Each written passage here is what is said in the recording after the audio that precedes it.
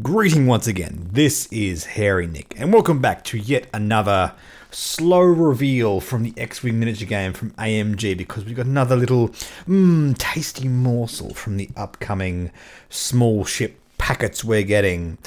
This time talking about the Republic Z95, something we haven't covered yet on the channel because we haven't had any proper official reveal just yet. But now we have some information on the frame of the ship itself, so let's dive right into it. First of all, just want to point out, it comes in a pack of 2, just like the Rogue class we spoke about in the last video.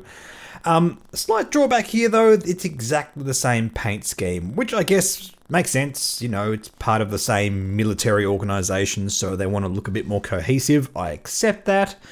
But I do feel like having alternate paint schemes adds a bit of value to having to buy 2 at once. And as we know, we're having to buy 2 at once at basically full price of the 2 small minis.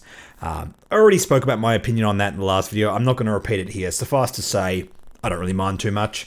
But yeah, it would have been nice if we had 2 different paint schemes at the very least. Second of all, we had the dial revealed, and it is exactly the same as the Z95 dial and other factions. So, not much to say here. It's a perfectly bog standard dial. Special maneuvers are just K turns, you know, etc, etc. There's not much to say here. It is perfectly standard at doing everything.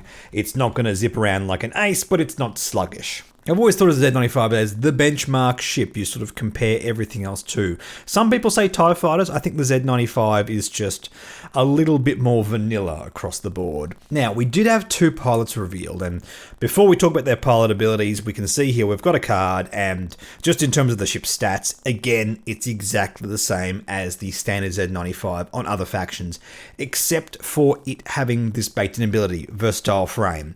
You can equip 1 torpedo or missile upgrade. While your revealed maneuver is blue, add a white boost to your action bar. So you don't get to do a free boost. It just means when you do a blue maneuver, you can choose a boost as one of your actions. Also, interestingly, adding a torpedo or missile to the upgrade bar, but it's baked into the ship. So I kind of don't understand the design approach here, because I would have thought it would just make more sense to have this in the points reference. Maybe this ship was being designed before they were being more versatile with upgrades. The problem with putting it on the ship card is they can now never take it off unless they do like a really messy errata, which, you know, we don't want to see. Or at least we want to see as little as possible. This means that all of these ships will always be able to do one of these 2 things, and that's okay, but from a development point of view, never having the option to take it off, like you want to have like a cheap generic or even like 1 named pilot with no upgrades, that's kind of annoying. We can't really have like the equivalent of Nadru Salak from the Scum faction on the Republic. For those of you who don't know, Nadru Salak is the only 2-point ship on the Scum faction, and it has no upgrades. It's a nice little sort of points filler, and we're probably not going to see it on this ship. Which I think is okay, but maybe it's, you know, the designers sort of shooting themselves in the foot, not giving them that option. And another thing, just in terms of overall flavour, this is meant to be a predecessor to the Z95 on Scum and Rebellion, and it's just better, which is weird. It definitely has these upgrades and can boost some of the time. Why did the ship get worse going from the Clone Wars to the Galactic Civil War? I don't know. It's kind of like that strange theory going around, because, you know, the prequel movies were made after the original trilogy, and naturally newer movies look flashier, and the stuff the clones are using looks way cooler and flashier than like your stormtroopers and your rebels. Maybe the Empire ran out of money after the Clone Wars, and everything had to just, you know, stormtroopers had to have really janky guns, and that's why they can't hit anything. Maybe that's what happened to the Z95 Headhunter as well. Maybe the Rebellion and various Scum folk couldn't afford to get a versatile frame on their Z95. I don't know. I'll be honest, it seems like a bit of a flavour fail to me, but that's okay, whatever. In terms of what it represents in the game, I think it's absolutely fine. It gives it a bit of an edge over the V19 Torrent, and hopefully it's a little bit more expensive as a result, so we just don't, make that ship irrelevant. That's already like a good gunship on the Republic. So I don't know, maybe we'll focus more on pilot abilities with the Z95. It's going to be weird because the design of these two ships are so similar, so hopefully, they're both relevant moving forward in the meta.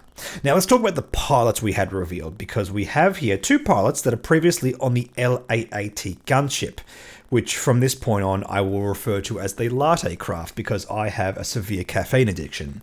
First of all, Warthog at Initiative 3. After you or a friendly non-limited ship at range 0 to 2 are destroyed during the engagement phase, that ship is not removed until the end of that phase.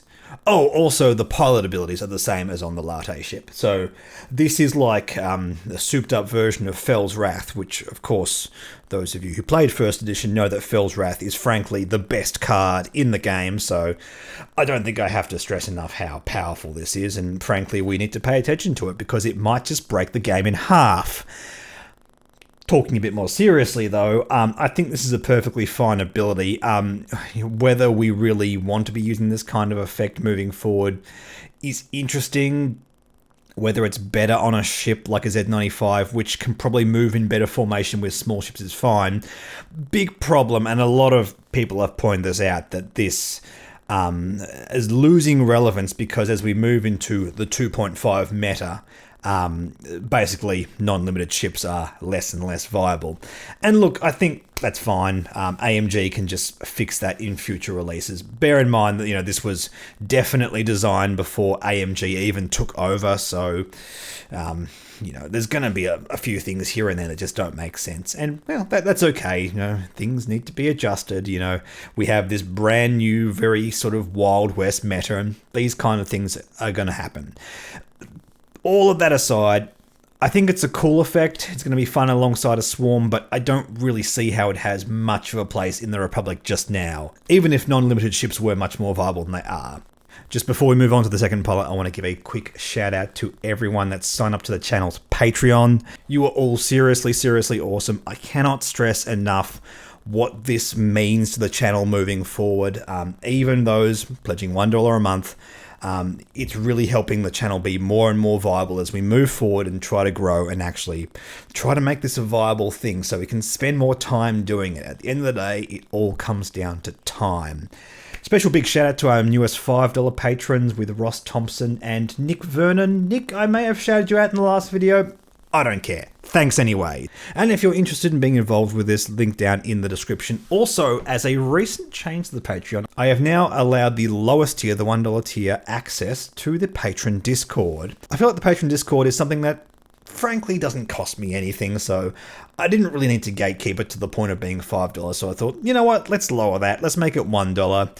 Still giving a shout out to everyone $5 and above, and any more than that, of course, is greatly appreciated. But even like $1 a month really, really does mean a lot. Let's move over to Hawk, Initiative 4. At the start of the end phase, each friendly ship at range 0 to 1 that has a revealed maneuver of speed 3 to 5 may gain a strain token to perform a barrel roll or boost action. This is far more interesting to me. Being, again, on a Z95 rather than a latte, meaning A, it's going to be cheaper to field in your squad, and B, it's going to be much easier to fly in formation with your other ships. Whether that's other Z95s, it remains to be seen, even alongside the various Jedi Starfighters, or Y-Wings, or Naboo Starfighters, things that already have repositioning abilities.